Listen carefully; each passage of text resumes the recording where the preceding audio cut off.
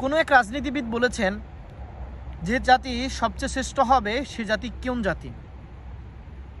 ভারত আমাদের শত্রু, এই কথাটা যে জাতি, যে প্রজন্ম বুঝতে পারবে তারাই শ্রেষ্ঠ জাতির সন্তান। মৌলানা আব্দুল হামিদ খান ভাসানী।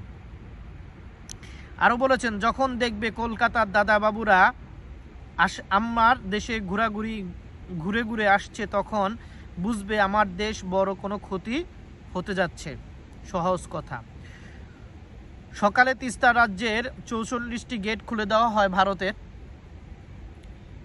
তার কিছুদিন আগে 23শে জুন যায় তিস্তা খুলে দেওয়ার জন্য। এখন তো আমাদের দেশে বর্ষা চলে আসবে, তো বর্ষার সময় তো এখন কি করতে হবে? তিস্তা তো খুলে দিতে হবে, তাই না? কোনো একজন আবার বলেছেন, শেরে বাংলা একে ফজলুল হক, যখনই দেখিবে তোমার কোনো কাজ কলকাতার দাদাবাবুর সমালোচনা করছে, ধরে নিও তুমি সঠিক পথে আছো। হয়তো, আমি হয়তো না। আসাম আমার, পশ্চিমবঙ্গ আমার, ত্রিপুরা আমার, এগুলো ভারতের কবল থেকে ফিরিয়ে নেওয়া পর্যন্ত বাংলাদেশ স্বাধীনতার মানচিত্র পূর্ণতা পাবে না। আব্দুল খান ভাসানী। জনগণকে নিয়ন্ত্রণ করার সর্বোত্তম রাজনীতি কৌশল হলো তাদের দরিদ্র অশিক্ষিত রাখা, কিন্তু তাদের বিনোদন নিশ্চিত করা। প্রত্যেকটা কথারই যুক্তি আছে। এই যুক্তি যদি আপনি খাটাতে যান, আমাদেরকে এখনো অশিক্ষিত মূর্খ রাখা হচ্ছে। সেজন্য প্রতি সময় কি করা হচ্ছে? আজকে দেশের যে অবস্থা, সে অবস্থাতে আমরা উন্নতি করতে পারতেছি না। কিন্তু কেন? কারণ আমরা মূর্খ।